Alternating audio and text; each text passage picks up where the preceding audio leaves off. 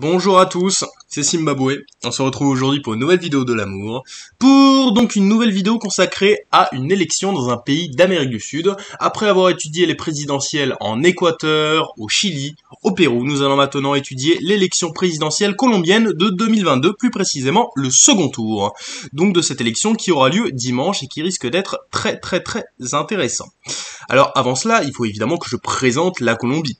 Bon alors comme d'habitude, c'est un pays d'Amérique du Sud, donc qui a eu son indépendance de l'Espagne dans les années 1810, avec des grosses guerres d'indépendance qui ont fait pas mal de morts, menées par évidemment le grand Simon Bolivar, qui en plus était colombien, voilà, et donc la Colombie historiquement ne ressemblait pas à ça, un moment pendant la période où Bolivar était au pouvoir, voilà, la Colombie ressemblait à ça, c'était la grande Colombie qui incluait l'Équateur et le Venezuela, donc c'était pas mal du tout. Puis ensuite, il y a eu beaucoup de divisions. En fait, la Colombie peut être vraiment marquée. Si on parle de Colombie et de son histoire, il faut parler des guerres civiles. Parce qu'il y a eu des guerres civiles durant toute l'histoire de ce pays. Il y en a encore aujourd'hui. Historiquement, en fait, la guerre civile, elle venait du fait qu'il y avait deux camps politiques. Voilà, on avait d'abord le camp du parti conservateur, voilà, et de l'autre camp, c'était le parti libéral, qui ont été fondés donc au milieu du 19e siècle et qui ont dominé la vie politique pendant très longtemps, plus de 150 ans, et qui ont aujourd'hui encore une grande influence. Alors d'abord, on a le parti conservateur qui représente donc les idées de Simon Bolivar, le bolivarisme, à ne pas confondre avec le bolivarisme utilisé par Chavez, parce qu'aujourd'hui, quand on parle de bolivarisme, on imagine un socialisme très radical. Originellement, ça ne l'était pas. En fait, le bolivarisme, ça repose sur deux choses, un État central fort et un appui sur l'Église. Et l'autre parti qui s'oppose à ça, c'était le parti libéral colombien qui lui s'appuie donc sur l'idéologie de Santander Francisco, donc qui était un contemporain de Bolivar, qui lui donc c'est une idéologie fondée sur le modèle d'une république fédérale et l'anticléricalisme. Et voilà, et ces deux partis se sont mis sur la gueule pendant très longtemps. Donc voilà, l'histoire de la Colombie est plutôt compliquée. Et ce qui est très intéressant, c'est que malgré ça, la Colombie est toujours restée une démocratie, à part pendant juste quelques années, mais c'est sûrement le pays d'Amérique du Sud qui a été le plus démocrate. Voilà, ce qui est étonnant malgré toutes les guerres civiles qu'il y a eu. Mais si on regarde tous les présidents qu'a eu la Colombie, vraiment, je crois j'avais compté, on était à plus de 80, ce qui est quand même énorme pour un pour un pays qui n'a que 200 ans. Voilà, donc ceci étant dit, aujourd'hui, la Colombie, qu'est-ce que c'est? Donc, dans l'histoire récente, la Colombie est un pays marqué par plusieurs choses qui sont un petit peu énervantes dans ce pays. On a d'abord le narcotrafic, évidemment, ça c'est au niveau de la culture populaire, dès qu'on parle de Colombie. On imagine évidemment la cocaïne, hein. Voilà, avec une production de cocaïne qui fait 70% comme la production mondiale, donc c'est quand même pas mal du tout. Et évidemment, c'est un trafic qui est très mauvais pour le pays, étant donné que ça favorise énormément la corruption. Les chefs de cartels de drogue, gagnent énormément d'argent et souvent investissent surtout à l'étranger au détriment du pays national.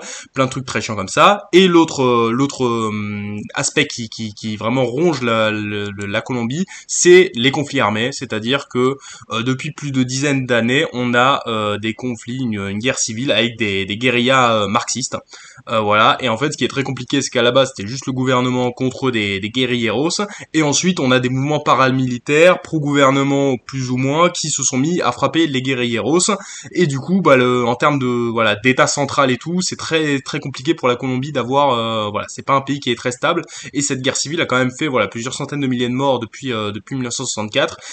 Il y a eu un traité de paix qui a été signé en 2016, mais encore aujourd'hui, voilà, la situation reste un peu fragile avec ces mouvements, terroristes d'extrême gauche, donc c'est un peu relou. Voilà.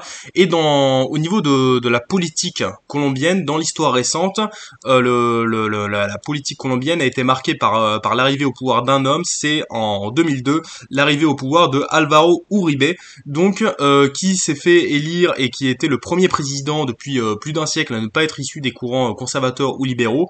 Venait d'un parti plutôt à droite malgré tout, donc Parti social d'unité nationale, et ce président Uribe s'est beaucoup battu contre les narcotrafics et les mouvements paramilitaires, voilà. Mais la chose étant que il n'a fait que 2 mandats. Alors en fait, en Colombie, on ne peut faire qu'un seul mandat. Puis quand le président Uribe est arrivé, comme il était plutôt populaire, il a pu faire un deuxième mandat. Puis il voulait faire un troisième mandat, mais l'Assemblée a refusé. Et à la suite de Uribe, voilà, qui était très populaire, on a eu le président Juan Manuel Santos, qui lui se voyait un peu comme un successeur d'Uribe, mais qui était un peu plus modéré dans les négociations avec les guérilleros, voilà, des FARC. Et donc lui a fait beaucoup de négociations et a été à l'origine donc du processus de paix avec ces terroristes. Et aujourd'hui, voilà, il a même eu le prix Nobel de la paix. Donc ce type-là, Juan Manuel Santos, était plutôt populaire. Donc vous allez me dire peut-être, mais quel est le problème alors Zimbabwe si on a que des gens qui sont plutôt sympas? Bah, en fait, ce qu'il faut savoir, c'est que aujourd'hui Juan Manuel Santos n'est plus président et on a eu donc les élections présidentielles de 2018 qui ont vu un certain Ivan Duque arriver au pouvoir, qui lui était un ancien proche de Uribe. Uribe qui est un homme qui voilà a tellement marqué l'histoire de son pays qui garde aujourd'hui une grande influence dans les partis politiques plutôt à droite quoi. Et Ivan Duque donc est arrivé au pouvoir et en fait il a mis en place bon des réformes plutôt libérales, de flexibilisation du marché du travail, ce genre de choses, recul de l'âge de la retraite dont vous connaissez, et du coup plein de syndicats ont protesté, voilà. Également la crise du coronavirus en 2020 a été dure pour la Colombie.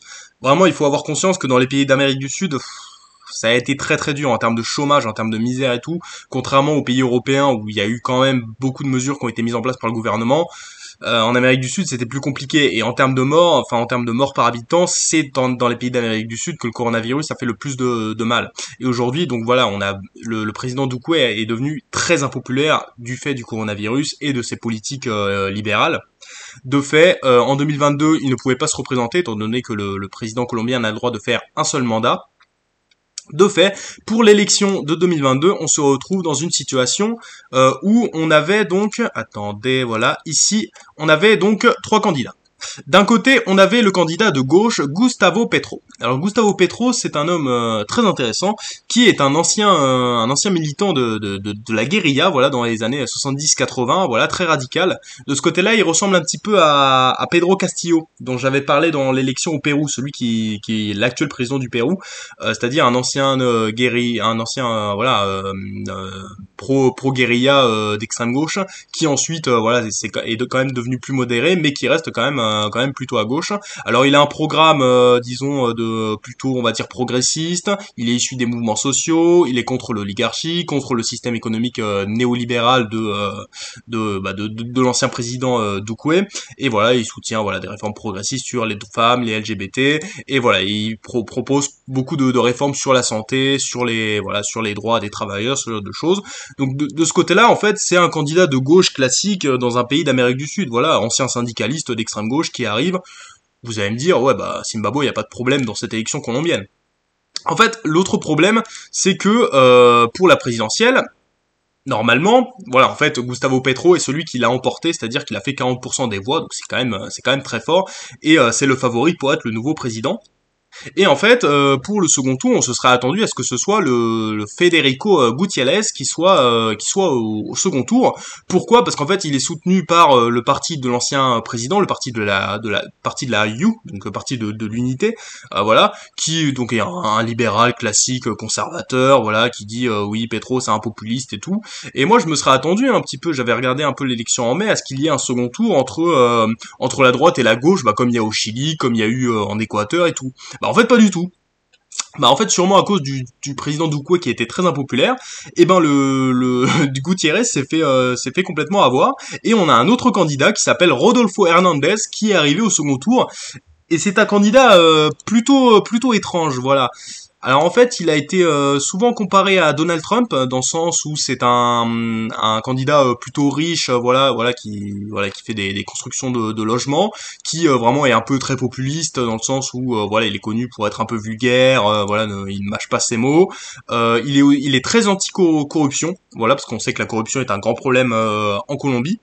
Et durant la campagne, bah en fait, il défend plein de différentes mesures qui sont quand même très très très variées. Il est favorable au mariage homosexuel, à l'homoparentalité, à l'euthanasie. Il est pour un abaissement de la TVA, un système de santé universel, un revenu de base. Donc plein de différentes mesures, voilà, qui peuvent plaire à droite ou à gauche. Il est aussi considéré comme un candidat un peu populiste. Bon, le truc qui fait un peu tâche dans son parcours, c'est que bon, il se présente comme un candidat anti-corruption, mais de tous les candidats qui se présentent, c'est le seul à être mis en cause pour des affaires de corruption. Donc ça, c'est pas ouf. Il est quand même très vieux, hein, 77 ans. Mais en tout cas, voilà, il a complètement créé une surprise. Il a même pas participé au débat en Colombie. En fait, il était juste sur les réseaux sociaux. Et vous voyez, en termes de courbe, là, pour le premier tour, bah, il est arrivé et paf, comme ça, le candidat de la droite s'est fait complètement exclure. Et il faut se dire que c'est une vraie révolution dans l'histoire du pays parce que pour la première fois, bah en fait, aucun des partis de droite, donc les partis conservateurs et le parti libéral ne sera représenté pour le second tour. C'est quand même historique comme situation, et on se retrouve avec un second tour où on a un candidat de gauche contre un candidat du centre. Voilà. Ce qu'il faut aussi savoir, c'est que il y a eu des élections législatives en Colombie juste quelques mois avant. C'est que contrairement en France, bah on a d'abord les législatives puis les présidentielles en Colombie. C'est comme ça que ça marche. Et ce qui s'est passé, c'est qu'en fait, le scrutin a été marqué par... Bon, alors déjà, on a un parlement qui est très morcelé, mais ça, c'est à chaque fois que je veux m'intéresser dans les élections d'Amérique du Sud au parlement, c'est toujours très, très, très morcelé. Donc c'est toujours un peu compliqué d'étudier la chose. Mais le scrutin a été marqué par le pacte historique, hein, donc une coalition de gauche qui soutient le président Petro, donc qui a vraiment fait une percée donc au sein de l'Assemblée. Donc de ce côté-là, c'est plutôt une victoire de la gauche, même si la plupart des partis, voilà, on a le parti libéral et le parti conservateur qui gardent beaucoup de sièges. On a le centre qui représente l'ancien président Doucoué qui garde quand même des sièges même s'il en a perdu. On a aussi le parti Changement Radical qui lui représente le président d'avant Doucoué. Donc en fait, on a plein de différents partis du centre et de la droite, voilà, qui dominent quand même l'Assemblée. Donc si toi t'es nul. Mais si Petro est élu, il risque de pactiser avec beaucoup de partis de gauche et du centre, enfin de partis avec des partis centristes et de la droite. Ça risque d'être très compliqué de gouverner. Bah, un peu ce qui se passe au Pérou, hein. Par exemple, le président Castillo qui a été élu il y a un an, bah voilà, je crois il en est à son 4e gouvernement en un an. Bon bah ça, la Colombie risque d'être dans une situation un petit peu pareille avec peu de stabilité. Mais bon, c'est comme ça. D'autant plus si le président Hernandez est élu, parce que lui, bon, il a quand même plein d'idées à gauche, à droite. Il est soutenu par aucun parti, il crée la surprise. Donc s'il était élu, voilà, il risquerait d'y avoir une certaine instabilité. Ce qui pose aussi question, ce sera l'alliance des partis avec au niveau international, avec les autres pays d'Amérique du Sud. Vous savez qu'en ce moment, de nombreux partis à gauche ont gagné les élections en Amérique du Sud. Évidemment au Chili, évidemment en Bolivie, évidemment en Argentine, au Pérou, j'en avais parlé. Le Brésil va y avoir des élections en octobre, mais ce sera sûrement la gauche qui l'emportera, on en reparlera. Mais en tout cas, ça pose vraiment question. Et de ce côté-là, si Petro est élu, il pourra avoir une alliance avec plein d'autres partis d'Amérique du Sud. Si Hernandez est élu, bah on sait pas trop, parce que lui, comme on sait jamais trop le situer, ce type, bah on sait pas trop. Il a pas vraiment été clair sur ses relations avec le Brésil de Bolsonaro. On sait juste qu'il est pour garder une alliance avec les États-Unis.